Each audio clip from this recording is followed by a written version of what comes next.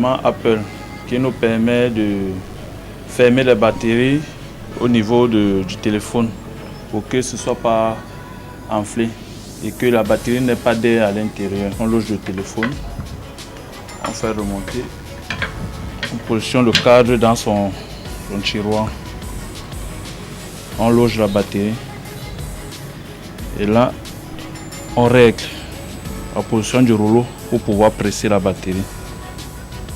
On fait descendre le rouleau et maintenant on coulisse le cadre. En coulissant, ça va presser la batterie et coller directement sur le châssis. Dès que c'est fait, on peut remonter et faire ressortir le cadre. Et c'est terminé. Donc le but c'est de faire adhérer la batterie de la meilleure façon avec le châssis. Cet appareil nous permet de repositionner l'afficheur et de le sceller comme au départ à l'origine.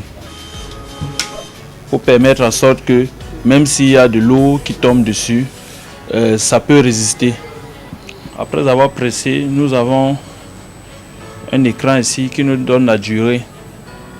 Quand ça va arriver à 0, on va remonter l'afficheur scellé.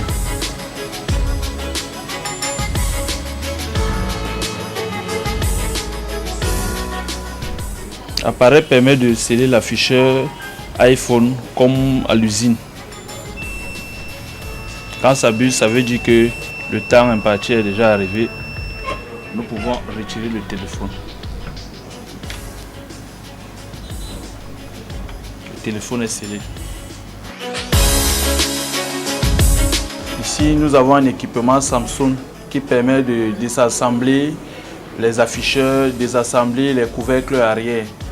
Puisque bien avant, on le faisait manuellement. On retirait, il fallait chauffer manuellement les couvercles arrière et les afficheurs pour pouvoir les désassembler. Par exemple, nous avons ce téléphone Samsung Galaxy Note 5. Pour pouvoir le démonter, on est obligé de le mettre dans l'équipement que je vais faire un essai avec. Je positionne le téléphone.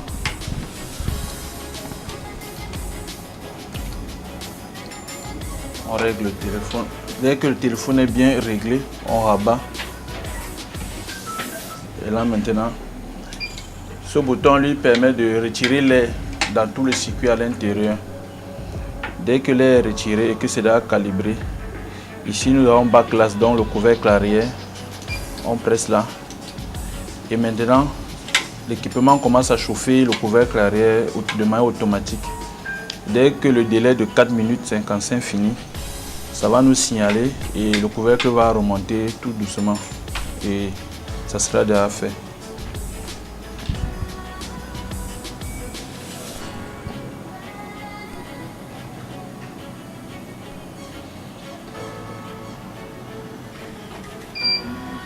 Quand on a le deuxième viseur et ici c'est écrit Complete Case Detachment, ça veut dire que c'est totalement détaché. On a pris,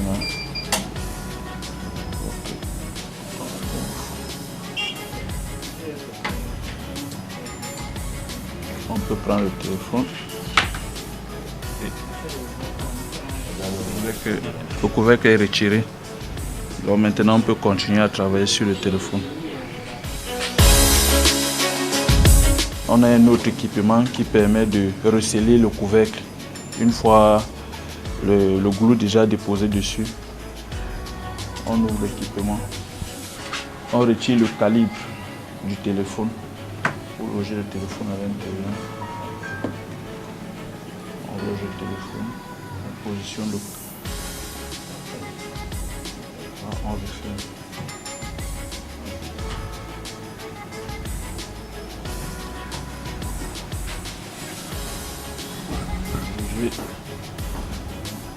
On presse. La presse permet de maintenir la colle uniforme sur toute la surface du couvercle arrière du téléphone et remettre le téléphone et le couvercle comme étant neuf, comme à l'usine. On les presse pendant 2 à 3 minutes, le temps que la colle adhère bien, et puis on retire.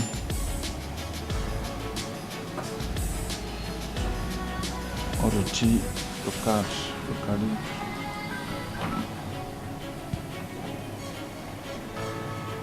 Et là, on peut constater que le téléphone a été scellé.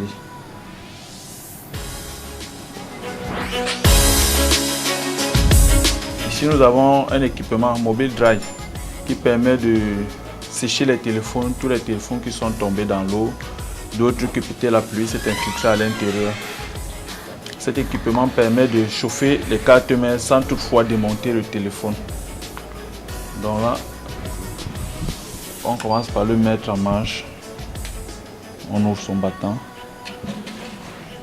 On prend son tiroir. Il a une capacité de sécher jusqu'à 5 téléphones à la fois.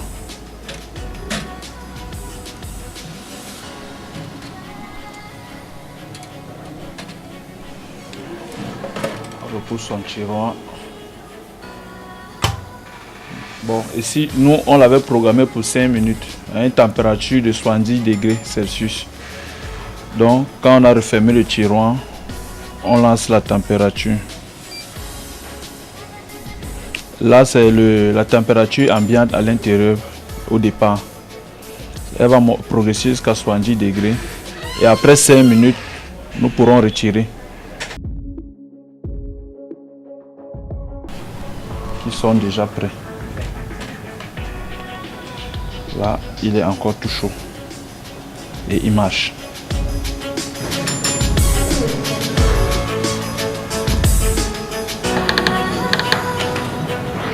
Bon, nous avons là un microscope.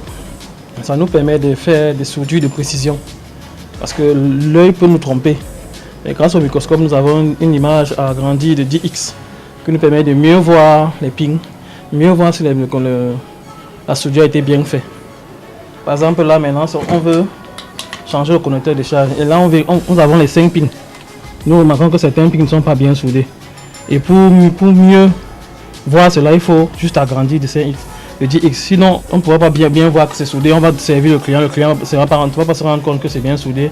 Ou bien ça s'est soudé un peu, il va charger 2 fois, ça va se déconnecter, il va se plaindre. Ça, c'est le connecteur de charge d'un Infinix. On a un connecteur de charge, c'est ceci. On voit qu'il est bien soudé maintenant là.